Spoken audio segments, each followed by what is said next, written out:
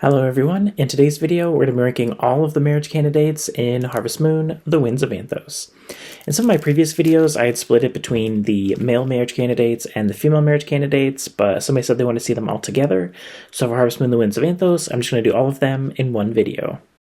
In today's video we're going to be starting out with Alani. As soon as I saw her character design I was really excited because I think she looks really cool. I love the blue hair, love her character design, just really cool.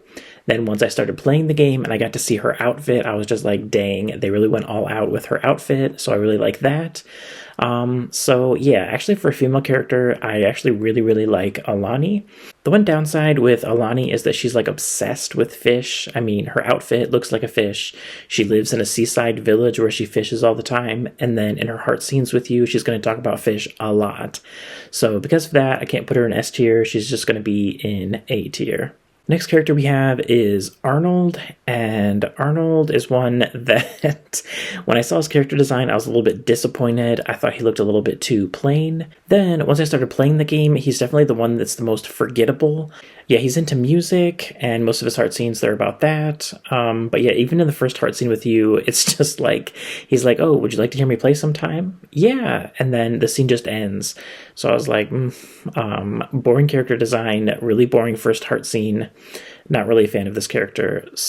But that being said, like, I don't dislike him, so I'm not going to put him in D. I'll just put him in C tier. The next character we're going to be rating is Ella, and Ella is somebody that when I saw her character design, I was super excited. I absolutely love her character design. I absolutely love her outfit. She has a bunch of different symbols on her outfit, and all of them are really cool. If you have the art book, you can see them all up close. I'll also show you guys them here in case you don't have the art book. Yeah, I think they're really cool.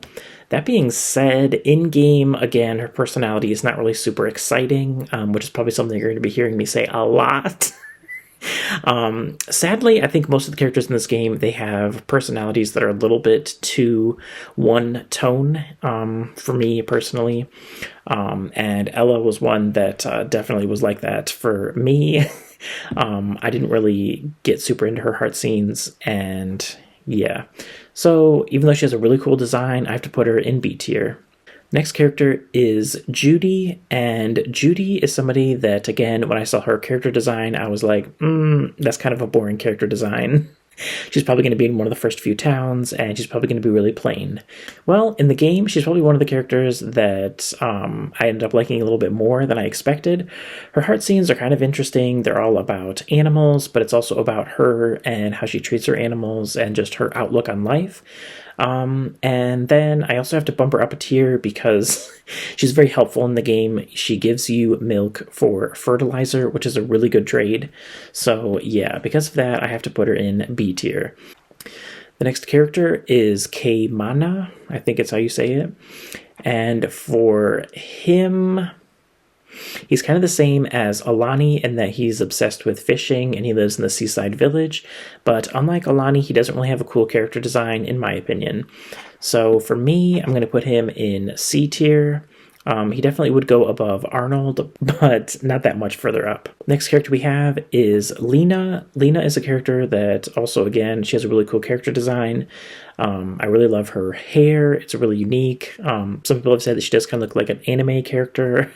There are some anime characters who have this type of hairstyle, but yeah, this is rare to see it in a video game. Of most of the marriage candidates, she actually has a bigger impact on the main story than some of the other ones.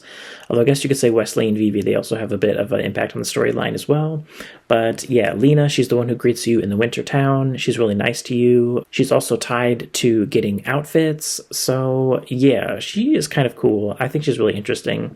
So I'm actually going to put her in A tier. Next character we have is Neil, and Neil, I liked him right from the very beginning because he is a little bit buffer than a lot of the other characters. His character design stands out because he's the tallest, he's the biggest, and then his personality is, he's just really nice and he likes cooking.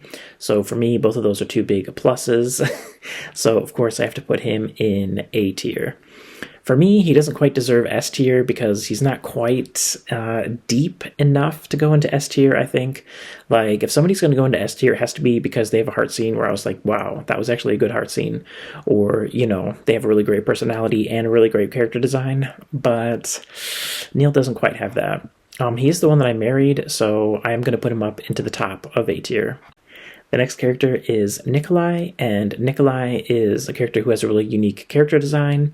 And in the game, he's really shy, so you kind of have to get to know him before you start to get to know him better.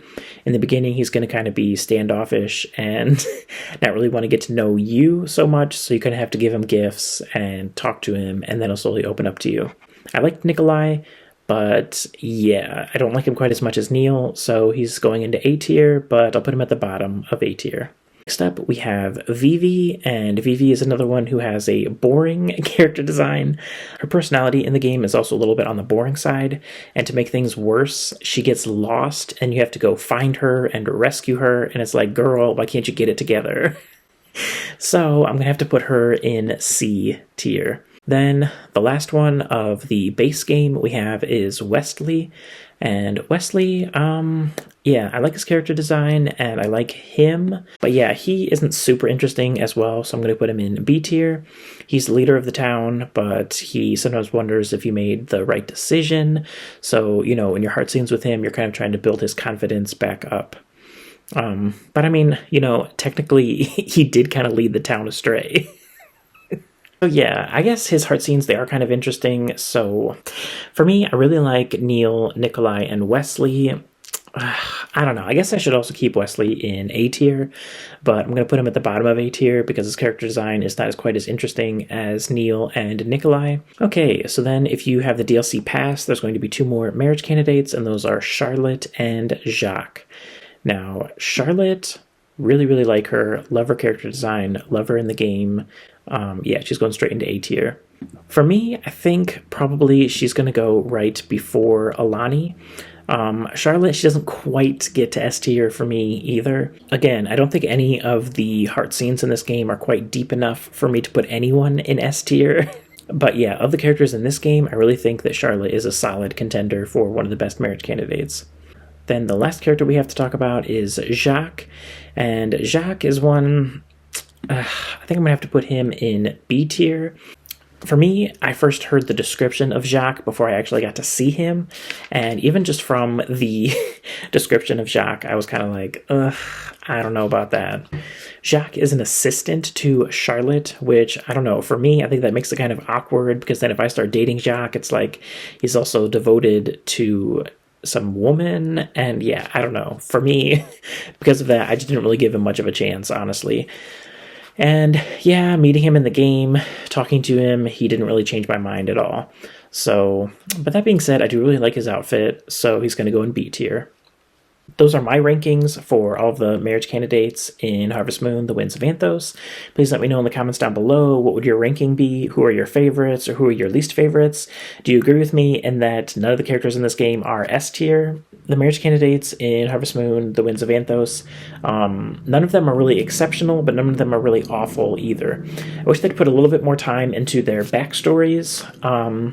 Although, moving forward, I kind of hope that the next Harvest Moon game mixes it up a little bit in the way that they do the towns, because both One World and The Winds of Anthos, they've had the same style where every town has 2 marriage candidates, and it just makes it feel like everyone is so far apart from each other. And so it's really hard to have like a town dynamic where people know each other and then they all have their own different, interactions.